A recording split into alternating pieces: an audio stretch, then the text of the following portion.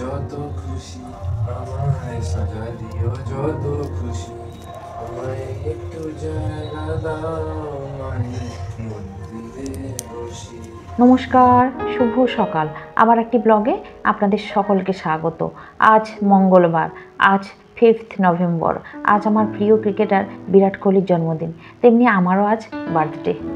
তাই সকাল সকাল বাড়ির পুজোটা শেষ করে একটু মায়ের মন্দিরে যাব বলে বেরিয়েছি।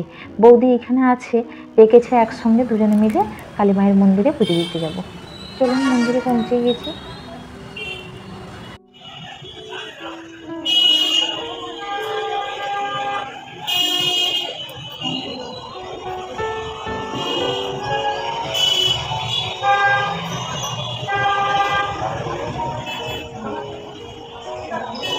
যাই হোক, মোটামুটি ঠিক সময়ে এসেছি, নাহলে আর একটু হলেই মন্দিরটা বন্ধ হয়ে যেত। এই মন্দিরটা 12টা বাজলেই বন্ধ হয়ে যায়। আর এখানে পুরোহিতমশাইও প্রায় উঠে পড়েছিলেন, এটা শেষ, ওই জন্য মন্দিরটা ফাঁকা। কিন্তু আমাদের জন্য থেকে গেলেন। কিন্তু উনি তো ব্যস্ত, দেখুন ওনার ফোন এসে যাচ্ছে। আসলে এই পৃথিবীতে সবাই ব্যস্ত, আমাদেরও ব্যস্ততার কারণে মন্দিরে আসতেই একটু দেরি হয়ে গেল। সব কাজ গুছিয়ে তবে গিয়ে এলাম। বাড়ির পুজো টুজো শেষ করে, আজ জন্মদিন, কিন্তু তেমন কিছু বিশেষ কিছু হচ্ছে না, শুধু মায়ের মন্দিরে পুজো দিব, এটাই।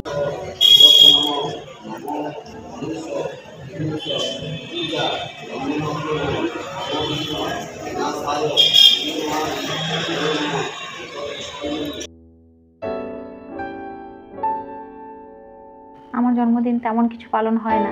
ছেলে যখন ছোট থাকতো তখন খুব আনন্দ সহকারে সেই 5 টাকা 10 টাকার ব্রিটানিয়া কেকগুলো এনে মোমবাতি সাজিয়ে বেলুন দিয়ে খুব আনন্দ সহকারে লাফিয়ে লাফিয়ে আমার জন্মদিন পালন করতো। আর এখন বড় হয়ে গেছে, এখন এত ব্যস্ত হয়ে গেছে, তবুও বলেছিল কেকটাই এনে জন্মদিন পালন করবে। আমি বারণ করেছি। তার মাধ্যমিক পরীক্ষা সামনে, সে ব্যস্ত, এত টিউশন, স্কুল। আর আমি মায়ের কাছে নিজের জন্য কিছুই চাই না, শুধু একটাই কামনা, মা যেন সবাইকে ভালো রাখেন। সবার মধ্যেই তো আমি পড়ি। আর এ হচ্ছে আমার বৌদি, বৌদির জন্যই আজ মন্দিরে আসা, না হলে হয়তো ব্যস্ততার মাঝখানে মন্দিরে আসাটুকুই হতো না। ছোটবেলায় মা জন্মদিন পালন করতেন দাদার আর আমার একসঙ্গে। কেন জানেন? দাদার আর আমার একই কার্তিক মাসে ওই ডেটটা 2-1 দিন এদিক ওদিক করে দুজনেরই পায়েস করতেন, আর পায়েস করে ঘুমসি দিয়ে আমাদের জন্মদিন পালন হয়ে যেত।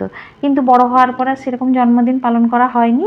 আর ছেলে যতদিন থেকে জানতে পেরেছে, ওই লাফিয়ে লাফিয়ে আনন্দ সহকারে কেক এনে বেলুন দিয়ে জন্মদিন পালন করতো। কিন্তু ছেলের বাবাকে তো কোনোদিন করতে দেখিনি, ও তো থাকেও না। আর মন্দিরটা দেখুন, চারদিকটা ঘুরে বেড়াচ্ছি, কত সুন্দর লাগছে।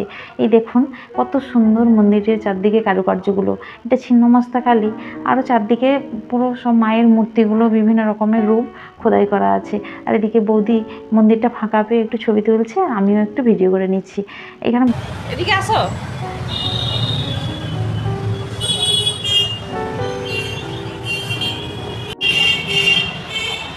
হাসো, তোমার তো হাসিটা খুব সুন্দর।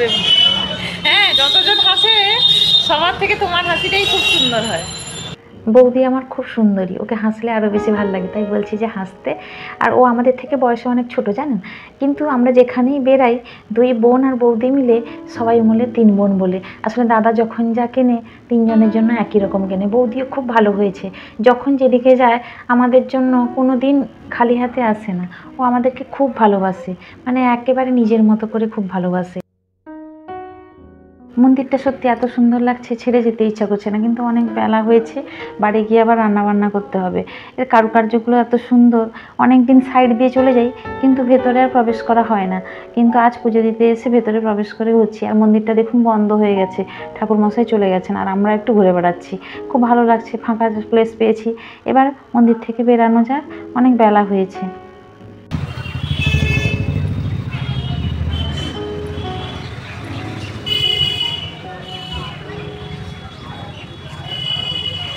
এবার পুজো দিয়ে বাড়ি ফিরে এসেছি, অনেক বেলা হয়েছে, রান্নাবান্না করতে হবে। কিন্তু বৌদি একটা ব্যাগ দিয়েছে, দেখি ব্যাগে করে কি দিয়েছে।